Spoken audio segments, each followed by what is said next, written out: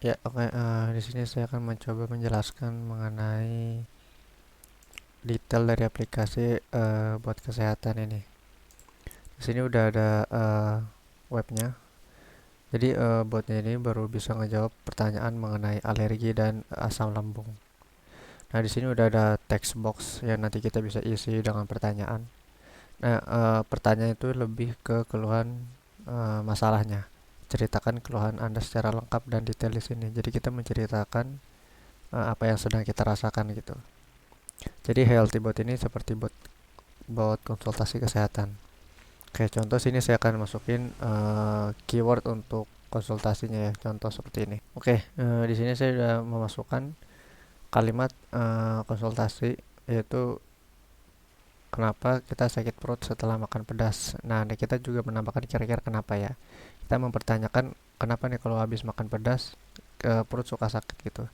Nah, di sini kita coba enter. Dan di sini dijawab perut bagian atas yang terasa nyeri, mual, kembung untuk konsumsi makanan pedas. Masukkan makanan pedas dan kopi. Nah, ini tergantung opsinya. Kemungkinan disebabkan masalah lambung. Nah, berarti pertanyaan yang tadi kita masukkan, botnya sudah tahu kalau yang kita tanyakan itu masalah perut atau asam lambung. Jadi botnya sudah bisa membedakan mana pertanyaan yang alergi dan pertanyaan yang asam lambung. Nah, pertanyaannya kalau ini alurnya itu gimana gitu. Nah, sekarang kalau kita lihat di sini uh, alur proses yang bagian sini. Nah, coba kita zoom dulu slideshow. Kita cek. Nah, ini kalau kita lihat di sini. Nah, ini alur prosesnya. Nah, sebenarnya ada beberapa sistem yang dibuat untuk menunjang atau mengatasi problemnya ini. Yang pasti kita ada website dan server. Nah, penghubungnya sistemnya apa? Yaitu API. Kemudian di dalam server itu ada namanya ML model. Nah, di dalam ML model itu ada beberapa sistem yang dibikin. Nah, ke beberapa sistem itu akhirnya di compact atau disatuin yang namanya proses. Nah, ini ada namanya lower text, vector atau matrix, dan similarity. Nah, similarity ini ada hubungannya sama data, dan setiap pertanyaan user akan dimasukkan ke dalam database dengan table question. Kalau kita cek ke sini, oke, kita mulai dari coba yang ini ya, sistem distribusi yang terlibat. Kalau kita cek API, tentu dari website. Kalau kita bikin website pasti ada namanya server. Nah, server itu ada namanya ML model yang tadi. Nah, cuman kan dari website kita butuh penghubung untuk ke server. Ya udah kita membutuhkan namanya API untuk menghubungkan aplikasi ke server.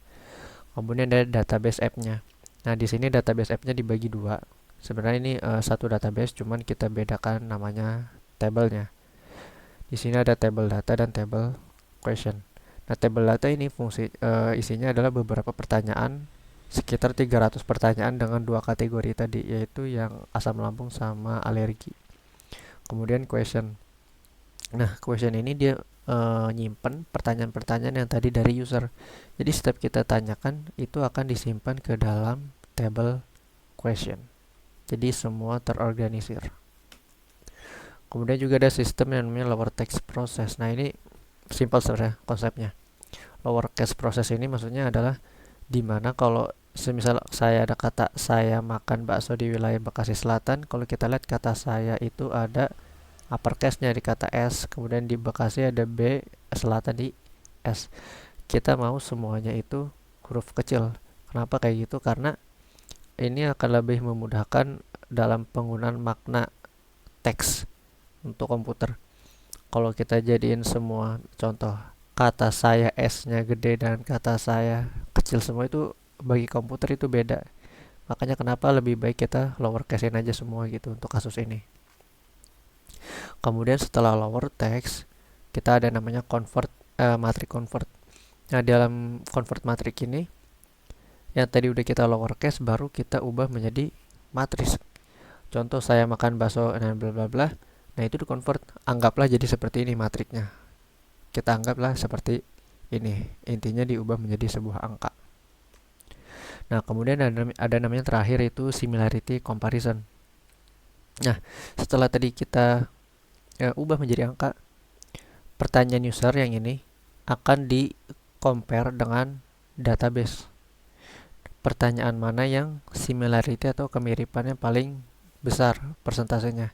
Ketika persentasenya itu ini dengan ini itu gede, maka misalnya contoh di sini ada tabel jawaban, kolom jawaban. Nah, nanti kolom jawaban yang di sini akan dikirim ke user. Nanti itu yang dipakai untuk jawabannya. Makanya kenapa di sini sebagai contoh website server, kemudian proses. Nah, di proses ini kita compactin lagi, kita mending satuin aja sistemnya itu. Ya udah, lower text, matrix sama similarity itu digabungin menjadi sebuah pipeline. Pipeline itu seperti pipa atau alur kerjanya. Nah, tadi di bagian similarity akan digabungin ke data. Jadi lower text vector matrix itu bukan hanya dari user ya, tapi dari data yang kita punya itu dilakuin. Jadi semua data yang ada di database itu di lower text, matrix dan similarity terus dicek kesamaan datanya yang mana. Jadi seperti itu. Nah, ini sendiri udah kita monitoring. Kalau kita cek, nah saya sakit perut. Nah, ini pertanyaannya tadi slash API atau kita pakai penghubung tadi yang namanya API. Nah, terus di sini ada jawabannya dengan post 200 yang berarti berjalan dengan semestinya. Dan pertanyaan ini sebenarnya masuk ke dalam database. Kita bikinnya pakai SQLite. Jadi ini masuk ke database dan pertanyaan ini pertanyaan-pertanyaan dari user itu bisa kita manfaatin lagi untuk training model kita ya, biar lebih pinter gitu. Jadi seperti itu. Oke, mungkin segitu aja gambaran dari aplikasi yang terlibat sistem distribusinya. Sekian, wassalamualaikum warahmatullahi wabarakatuh.